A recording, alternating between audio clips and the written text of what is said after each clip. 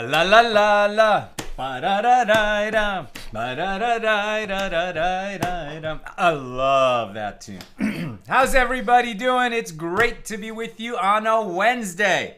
Let's light up the darkness. Who's in the house?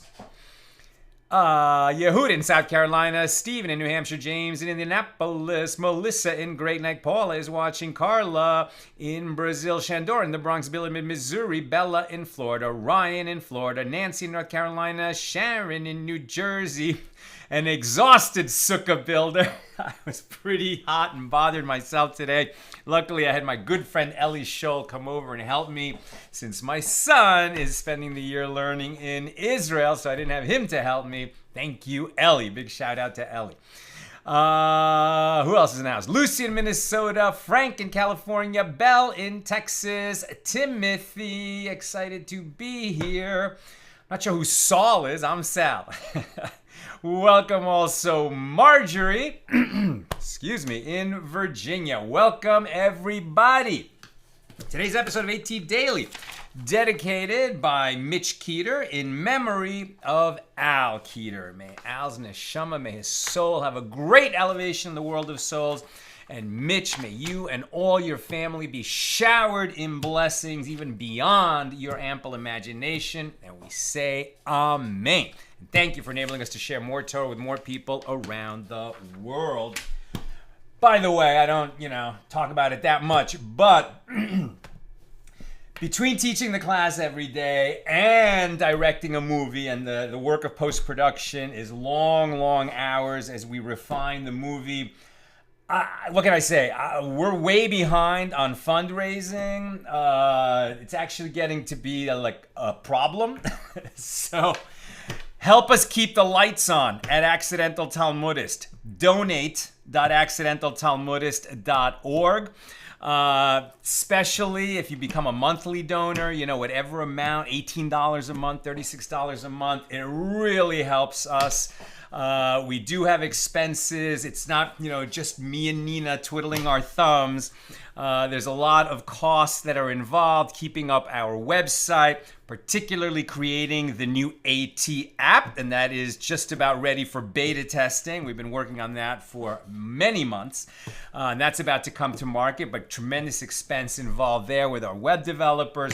There's marketing expense, admin expense, accounting, our assistant Amy, who's amazing, but she doesn't work for free. All these things add up. We are a nonprofit, and we're really kind of getting up against the wall. So if you appreciate what we do, donate.accidentaltalmudist.org. Truly appreciate it. Okay. Let's get into today's daf. Excuse me. We're finishing up page 44 that we started yesterday, and then we'll be doing page 45. Our daf today for the schedule is page 45 here in Tractate Kiddushin, the 20th volume of the Talmud. We're working our way through chapter 2, discussion in the Gemara of Mishna number 1, which has to do with agency. Right? A man can betroth a woman himself, or he can do it via an agent. A woman can accept betrothal herself or via an agent. A father who is going to betroth his minor daughter or young woman daughter to a man can do it himself or through an agent. And so we got into the laws of agency as well. So we picked this up on page 44b, about halfway down. It was stated that Amoraim, right, the sages of the Gemara, disagreed in the case of a minor. So a minor is a girl who is, less than 12 years old.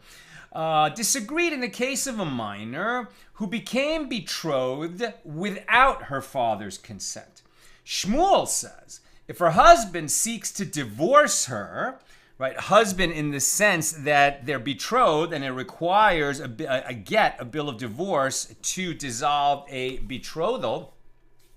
So if he wants to divorce her, she requires a bill of divorce, a get to sever the marriage, and she also requires refusal. And we're going to see this seems to be contradictory. either the betrothal is a valid betrothal that's going to require a get to undo it, or it's the betrothal of a minor, which is kind of a conditional betrothal, and as she has the right to refuse it. This is actually the case, for example, where not a girl's father betroths her, but if the father dies, now her mother and brothers have the right to betroth her to someone, but she has the right to refuse it, right? So when she gets a little bit older, she can say, no, I don't want to marry this guy. I refuse. And then if she refuses, there was no betrothal. The betrothal is annulled as if it never existed, and this is considered a girl who was never married. She is eligible to marry a priest because she is not a divorcee. Whereas if her father betrothed her and then they break it off, it requires a get, and she would be a divorcee and therefore disqualified from marrying a priest. So, which is it? Does it require a get or does it require refusal? Shmuel says both. Both a get and refusal. So let's see why that is. Right, so Shmuel says she requires a get to sever the marriage, and she also requires refusal, which annuls a betrothal that is valid by rabbinic law, but not by Torah law. Karna says, these are puzzling matters included within this statement, since it is self-contradictory. If she needs a get, and the betrothal is evidently treated as a proper betrothal, why does she require refusal? Conversely, if she requires refusal, indicating that her betrothal was of no consequence by Torah law, because it wasn't performed by her father didn't betroth her, she either did it without his consent, or he was not in the picture. So then why does she, well, in this case, she did it without her father's consent. So why does she require a get? It's not a real betrothal, so why does she require a get? And the sages said to Karna, now that Mar Ukva and his court are in the town of Kafre, let us pose the question to them. Furthermore, they reversed the names of the respective opinions of Shmuel and Karna, and they sent the question before Rav. And he said to the messengers in the form of an oath, by God, she requires a bill of divorce, she requires a get, and she requires refusal, and God forbid that the seed of Abba bar Abba, meaning Shmuel, should say such a thing, that she does not require both. Obviously, Shmuel said she requires both, which is what Shmuel said, and Mar Ukva knew that, and said, obviously, Shmuel knows what the holding is, and the holding is, yes, this minor girl who betrothed herself without her father's consent requires both, a get and refusal. And the Gemara asks, and what is the reason that there is a need for both a get and refusal? Rav Acha, the son of Rav Ika, said she requires a get because perhaps the father desired the betrothal. Oh, it was done without his consent, but maybe he agreed to it. In which case, it would take effect retroactively as a full-fledged, perfectly valid betrothal by Torah law, which would certainly require a get to undo it. That's if the father actually desired. Remember, it was done without his consent. So just in case the father desired it, which would render it retroactively fully valid under Torah law, we give the get. She also requires refusal because perhaps the father did not desire the betrothal, since it was done without his consent, and it did not take effect. The case here is not that the father said no and she went ahead and did it anyway. It's that the father never spoke. She just went and created her own betrothal without checking with her dad. So we don't know how the father feels about it. Does he ratify it or not? And even though he might say he ratifies or didn't ratify, there's still this element of doubt. And that's why we're going to be careful to give both a get and refusal. All right. She also requires refusal because perhaps the father did not desire the betrothal, and therefore it did not take effect. So if she receives only a get, and her former husband proceeds to betroth her sister, right? So if you're married to a woman, and then you get divorced from her, you cannot go and marry her sister, right? You cannot marry your ex-wife's sister. That's by Torah law. While your ex-wife is alive. After she dies, right? She didn't die while you were married, or if she did, then you could marry her sister. or even if you divorced her and then she died, then you could marry her sister. But while your ex-wife is alive, you are not permitted to marry her sister. That's if you were married to her. But if there was this betrothal with a young girl without her father's consent, right? And then the father never consented, and so she then refused the betrothal, then it's as if there never was a betrothal. So this man still can marry her sister because he's considered as never having been betrothed or married to the minor when there was no real betrothal. The law is that betrothal can take effect with the sister of one's wife or former wife only after the first wife has died. She's therefore required, in this case the minor, to perform refusal to indicate that the validity of her betrothal was uncertain. If he later betroths her sister, he would be required to divorce her due to the uncertainty if this second betrothal took effect. Obviously, in all these cases, much better to have full clarification and not live in a state of uncertainty, but that is not always possible. Rav Nachman said, and this concern that the father of a minor might later state that he desired her betrothal, and therefore would be a valid betrothal that would require a get to undo it. This is relevant only when they arranged the match before she betrothed herself. As in that case, it is likely that the father desired the betrothal. Like the father was involved in the talks about creating this betrothal, and then she went ahead and formalized it, accepted betrothal from the prospective husband without getting her father's consent. The father, because he was involved in the early stages, we have good reason to believe that he was in favor of it and that this would be ultimately a valid betrothal, after the fact, after the father expressed his consent after it happened. But that hasn't happened yet, and that's only, and here we're learning this is only the case if the father was at least peripherally involved at the beginning of the negotiations, as it were, at the beginning of the talks. But if he was never involved at all, then it's like we're not even concerned that he's going to approve it after the fact. Why? Because it's, even if he likes the guy, the fact that they created a betrothal without consulting with him when the girl is a minor shows that he would never agree to that. So the Gemara quotes another opinion. Ula said, if a minor accepted betrothal without getting her father's consent, her betrothal does not take effect. And she does not even require a refusal. It's like nothing ever happened. And the Gemara asks, does Ula's statement apply? Even though they arranged the match? Even if the father was involved in the early talks about it? And the Gemara answers, he who teaches this does not teach that. Meaning, the one who cited Ula's statement does not hold that Shmuel's ruling applies only in the case of an arranged match. Rather, it applies in all cases. According to this opinion, Ula stated his halacha, his law, only in a case where the match was not arranged. And there are those who say that Ula says if a minor became betrothed without her father's consent, she does not even require refusal, including a case where the match was arranged. Now, Rav Kahana raises an objection. The Mishna in Tractate Yevamos, right, as always, were remembered. And why does this keep coming up? Like the law of yibum, of Yevamos, it's such a rare situation where these highly technical laws come up, but legally they're very interesting, and then we learn out all kinds of laws that affect other areas. So, what is yibum? A man dies without having had a child, leaves a widow, and now, before he has children, right, he dies and he leaves a widow. He also leaves a brother. So now she and the surviving brother have a bond, right? Called the yibum bond or the levirate bond. So she is the yavama and he is the yavam. The surviving brother is the yavam.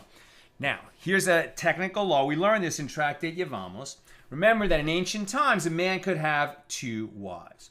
So the one who had two wives, he dies.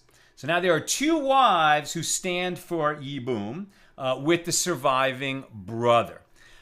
He's not going to marry both of them. He's only going to marry one of them if he's going to marry either one at all.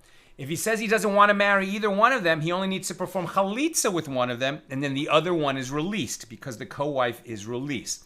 And it is also true that let's say that there are two wives, right? And one of them has some kind of a familial relationship with the surviving brother, such that she is prohibited to him. So because she is prohibited to him, like, let's say they were half-brothers, paternal half-brothers, and one of the wives is a cousin to this brother, or a niece or something, a sister-in-law, half-sister, whatever. So she can't marry the surviving brother. So then, not only is she exempt from the yibum obligation, but her co-wife is released also.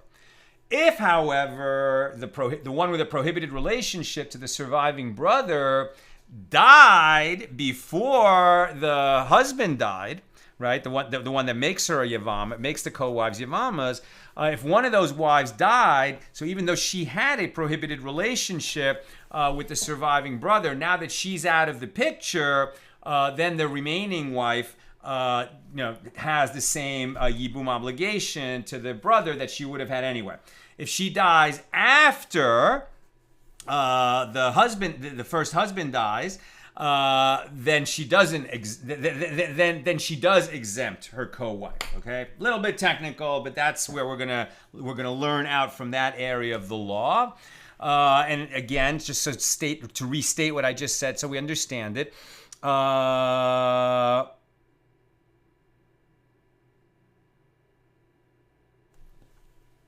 Yeah, we'll come back. Yeah, anyway, let's keep going.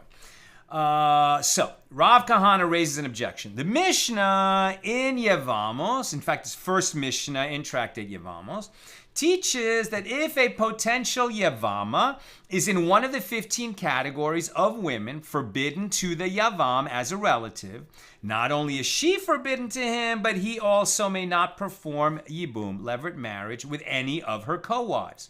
And the sages then clarified this law. And if before the husband died, any of these forbidden women had died, or had performed refusal, or had been divorced, or had been found to be sexually underdeveloped, an Elonis, who is incapable of bearing children, then she does not exempt her co-wives, right? So if the forbidden one is out of the picture before the husband dies, then when the husband dies, the other co-wife who was not forbidden to her yavam remains permitted to her yavam, and they have to perform either yibum or chalitza to release that levirate bond.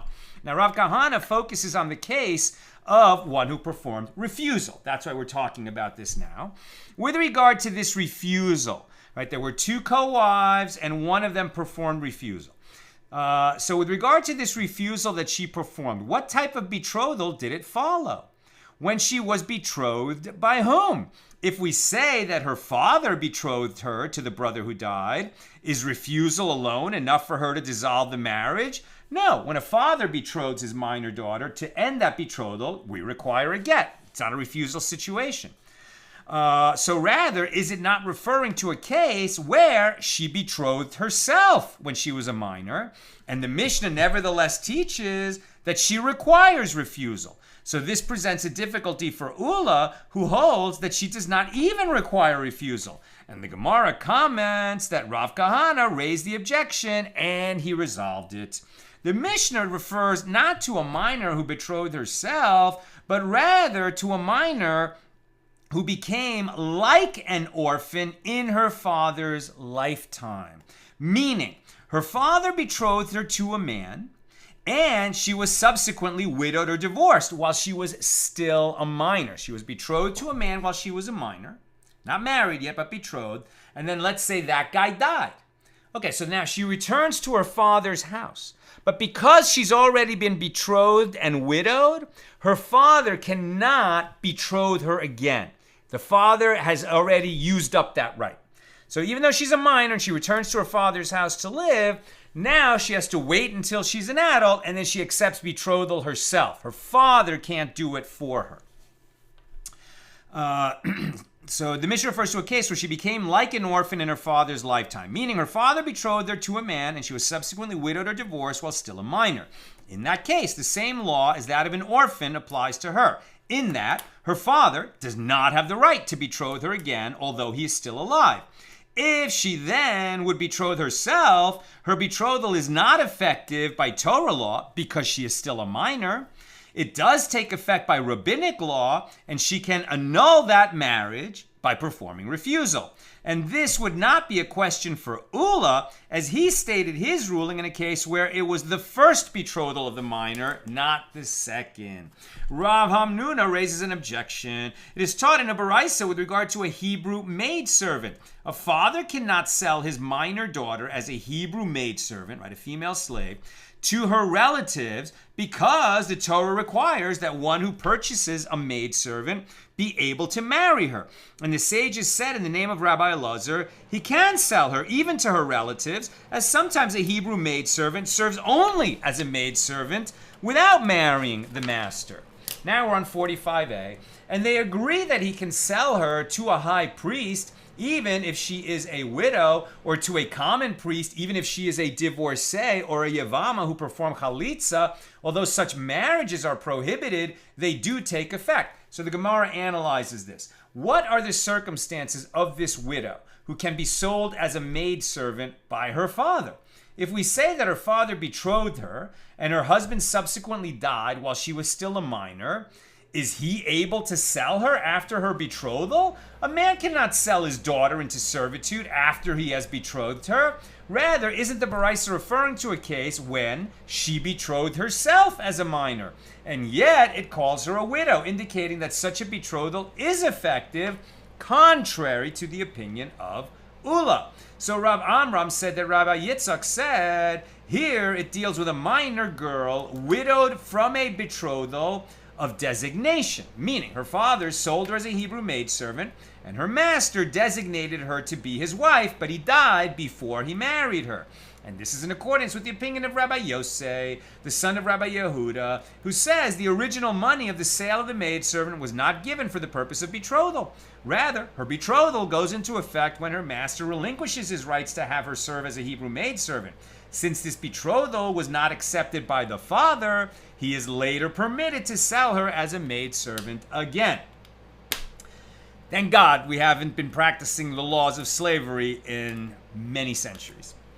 It was stated, if a man who betrothed a minor without her father's consent died, again, it was stated, if a man who betrothed a minor without her father's consent died, and she happened before his brothers for levirate marriage, right? So this is where we started. Is this betrothal a betrothal or not? She did it without her father's consent. The answer is it might be a betrothal. So just to make sure we've covered all the bases, she's going to receive a get if they split up, and she's going to perform refusal just to make sure that everything is covered. Okay, now let's look at it from the point of view of this man dies and he leaves a brother. Okay, is yibum on the table in this situation? If a man who betrothed a minor without her father's consent died, now he dies, and she happened before his brothers for yibum, Rav Huna says that Rav says she performs refusal for his levirate betrothal, i.e. if the yavam performed levirate betrothal with her, divorce is effected only by means of refusal in addition to the get. But she does not perform refusal for his levirate bond to her. If he did not perform levirate betrothal, she does not require refusal as well as chalitza. How so? If he performed levirate betrothal with her, she requires a get, and she requires chalitza, and she requires refusal. Right? So that's three different devices for ending a relationship. Right? A get, which is ending a normal betrothal. Refusal, which is ending a betrothal that is valid by rabbinic law but not by Torah law. And chalitza, which only is to end the levirate bond of a yavam and a yavama. But as we've seen, when this widow and her husband's surviving brother have a levirate obligation to each other, all they need to do to get married is sleep together, right? They have sexual intercourse, and now they're married. And if they have a child, their first child is considered the heir of the brother who died. That's the purpose of yibum. Any children after that are the heirs of the brother, right? Who's now the living husband. But what the sages said is, okay, under Torah law, you perform yibum, but we don't really want this widow and her brother-in-law who would otherwise be prohibited to her, except by this law of yibum. We don't want them to just, rush to shack up through intercourse. It would be more appropriate to have them perform betrothal. This is not regular betrothal. This is levirate betrothal. It's a betrothal that it doesn't have the same weight as a regular betrothal because it's not even needed at all. Whereas normally you go betrothal and then marriage. Here you can go straight to marriage through intercourse. But by rabbinic law, they're supposed to do levirate betrothal. That levirate betrothal, although it has limited effectiveness by Torah law, what it certainly does do is it means that if there were multiple brothers and she's supposed to marry one of them or perform chalitza with one of them, once she performs levirate betrothal with one of them, that's the brother that she's either going to marry or end that betrothal through a get, refusal if she's a minor, and chalitza, is what we just read. Now the Gemara clarifies. She requires a get as perhaps the father desired the betrothal of only the second man. Levirate betrothal is performed in the same manner as standard betrothal, i.e. by giving money. If the father did not desire the first betrothal, then she is not a yavama, and the second betrothal goes into effect as if it were the first betrothal. And this requires a get to end the betrothal. And she requires chalitza because perhaps the father desired the betrothal of the first man, the first brother, in which case she then became a regular yavama when he died, and she requires chalitza to be released from the yavam. And she requires refusal as perhaps the father did not desire either the betrothal of the first man or the betrothal of the second man. In this case, if she receives a bill of divorce and performs chalitza, and the second man proceeds to betroth her sister, people will say that the betrothal does not take effect with her sister, as they will think that the first betrothal was fully valid. If he did not perform levirate betrothal with her, she requires only chalitza. And the Gemara explains, if you say that she should require refusal as well, lest people say that betrothal does not take effect with her sister, well, that is unnecessary. Everyone knows that a sister of one's chalutza, one who performed chalitza, is forbidden by rabbinic law only. Therefore, they also know that betrothal with the sister would be effective, and they would not permit the sister to marry others without receiving a get.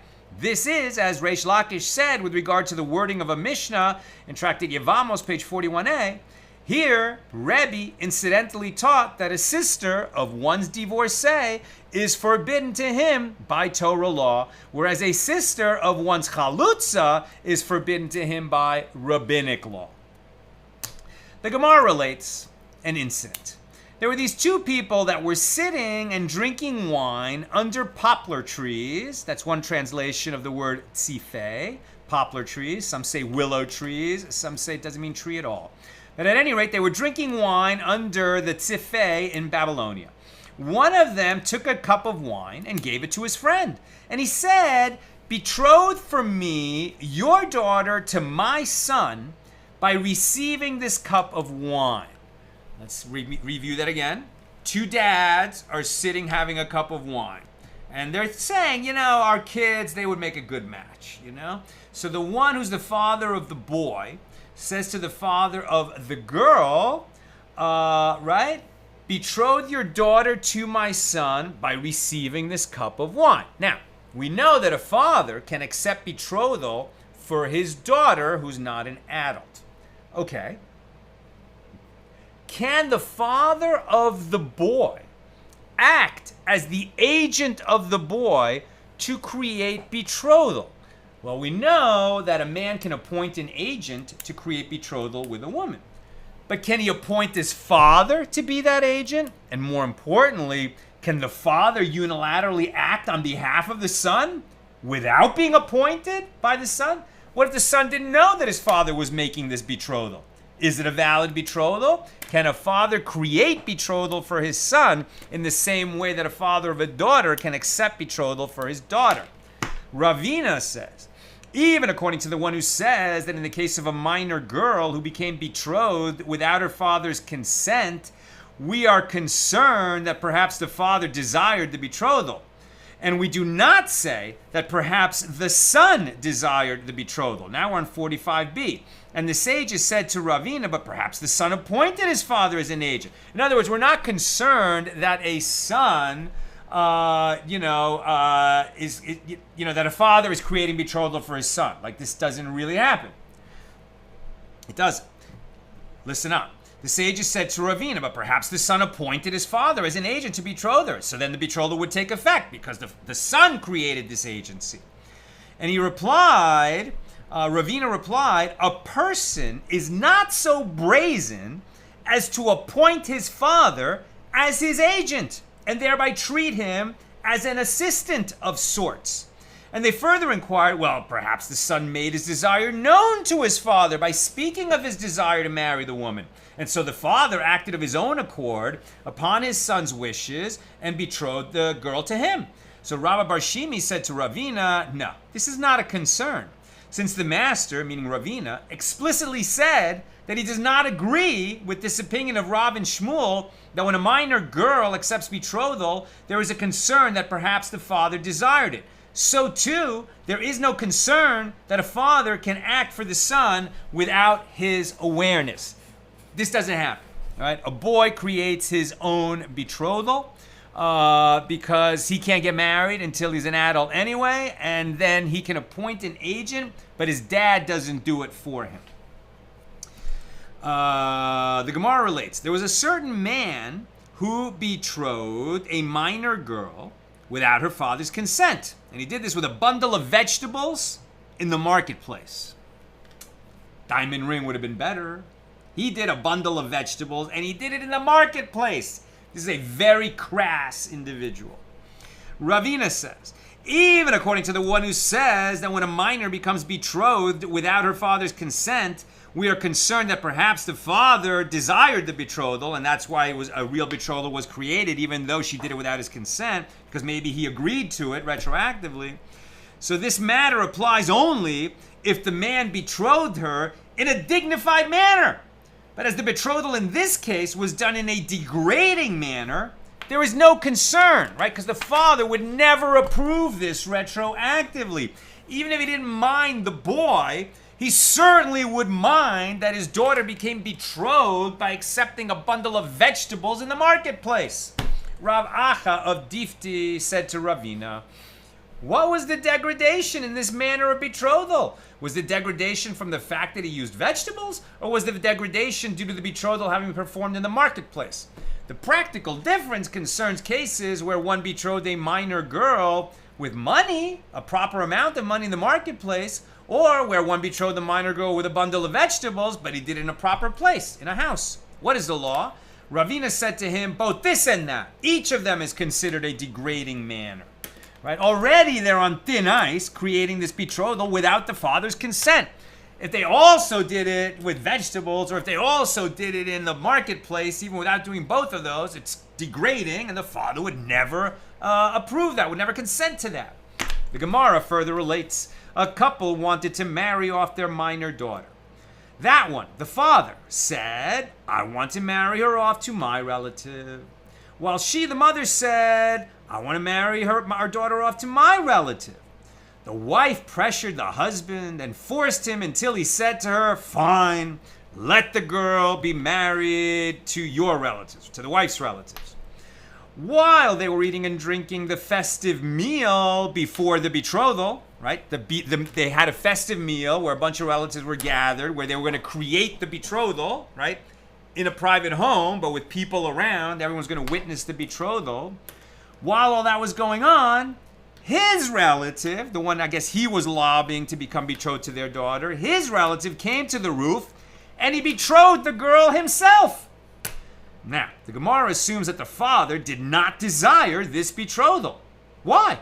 Abaye said, it is written, the remnant of Israel shall not do iniquity nor speak lies. The father had agreed to his wife's request that the daughter would marry the wife's relative. And he would stand by his word. Since the betrothal of his minor daughter is dependent on his desire, there is no concern that the father desired his relative's betrothal. Even though that's what he originally wanted, once he agreed that the girl would become betrothed to somebody from the wife's side of the family, he made his decision. So he can't now say, no, what I really wanted was that she should marry a guy from my side. Wow, I didn't expect she was going to go do that on her own, but I approve. No, he cannot approve because he's already expressed that he wants their daughter to marry. He agreed with his wife that he's going to marry someone from her side of the family. Rava said a different reason. There is a presumption that a person does not take the trouble of preparing a meal and then cause it to be lost. Since the father prepared a festive meal in honor of his wife's betrothal to some cousin from the wife's side of the family, he would not desire a betrothal that would render all these efforts for naught. So the Gemara asks, what is the difference between these two explanations? And the Gemara answers, the difference between them concerns a case where he did not take the trouble of preparing a meal. According to Rava, since he had not gone to any effort, there should be a concern that the betrothal is valid. Abaye would hold that since he would not go back on his word, this new betrothal does not take effect, and he doesn't agree to it. Nothing is required, not even refusal, and they can go ahead and betroth her as they planned to somebody from the wife's side of the family. New subject, and I'm close to done. Questions or comments, please get them in. If a minor became betrothed with her father's consent, and her father left for overseas, and she went ahead and got married of her own accord in her father's absence, right? This is betrothal was created with the father's consent. The father arranged for her to be betrothed to a guy that the father chose. The betrothal was fully with his consent. So then while the father was away, she went to the chuppah with this guy. They went and got married, right? Stage 2 in creating marriage, the actual marriage. Now, the father of a minor girl has to actively consent to both the betrothal and the marriage, right? She went and performed the marriage. The father consented to betrothal, but he didn't consent to the marriage. So have they created an actual marriage? Rav says, if she is an Israelite who married a priest, right, the daughter of a Yisrael who married a priest, she may partake of teruma until her father comes. And if he protests, explicitly stating that he did not agree to the marriage, then she would have to stop eating teruma, right? Meaning, only priests can eat teruma, food that is consecrated for the use of priests and their families. This minor girl that was betrothed to a priest with her father's consent, then the father went away on a business trip and she went and married the priest. Okay, they're married, she can eat teruma. However, if the father comes back and says, I didn't consent to the marriage, now I object. This marriage instantly is broken off and she can no longer eat teruma. Rav Asi said she may not partake of teruma at all. Perhaps her father will come and protest, and it will be found retroactively that a non-priest, her as a Yisrael, who's not really married to him because the father retroactively objected, has partaken of teruma, right? It would then turn out that she ate teruma when it was not permitted to her. So lest that happen, we don't allow her to eat teruma at all if she goes ahead and marries this guy that even though her father consented to the betrothal, he didn't consent to the marriage. And the Gemara relates, there was an incident of this kind, and Rav was concerned for this opinion of Rav Asi, and he did not allow a girl in this situation to partake of teruma. Rav Shmuel bar Rav Yitzchak says, and Rav concedes, that if the minor girl dies, the husband does not inherit from her because of the principle, establish money in the possession of its owner. Since the validity of her marriage is a matter of uncertainty, because the father might protest it, the money remains with her previous inheritors. The Gemara cites another dispute between the sages. If a minor became betrothed with her father's consent, and she married without his consent, and her father is here, i.e. present, Rav Huna says she may not partake of teruma. Rav Yirmiyah bar Abba says she may partake of teruma. And the Gemara explains the two opinions. Rav Huna said she may not partake of teruma, and even according to Rav, who said that if her father is overseas, she may partake of teruma. This is so only there in the case where the father is away. But here, where the father is present, he does not consent to the marriage. The reason that he was silent in this situation and refrained from protesting is that he was so angry that he did not wish even to speak to her at all. Conversely, Rav Yirmiyah bar Abba said she may partake of teruma. And even according to Rav Asi, who said that she may not partake of teruma, it is there that there is a concern that perhaps the father will come back from overseas and protest. But here, from the fact that he was silent, the assumption is that he is comfortable with the marriage, so she may partake of teruma. That's what I've got for us today. Let's check some comments or questions. You know, I'm seeing that there's these spammers who reply to comments with their garbage. I'm really sorry. We keep blocking these people. I wish they would go away. Report them. You know, when you get spam on a comment that you make here at AT, please go ahead and report the spammers. Okay, questions or comments on Kiddushin, page 45. And while my Google Doc is reloading, just one question. Lucy, what if the son is still a minor as well? Can the father betroth his minor son to a minor girl? You must have asked that before we covered it later in the class. And Jonathan, the story about the wine between the two fathers seems to indicate that the betrothal in Fiddler on the Roof between Laser Wolf and Tevye wasn't quite right, since the father dealt directly with the prospective groom. No, but that is right. That's what you want. You want the father to deal with the groom, not with the groom's father. Right? Shouldn't he be treating the father like an agent, let alone the fact that Laser Wolf should have gone through a shotgun and not direct? But I'm sorry, but Tevye only had daughters, right? So he was marrying off his daughters and he was negotiating with the groom, not with the groom's father. So that should work, I think.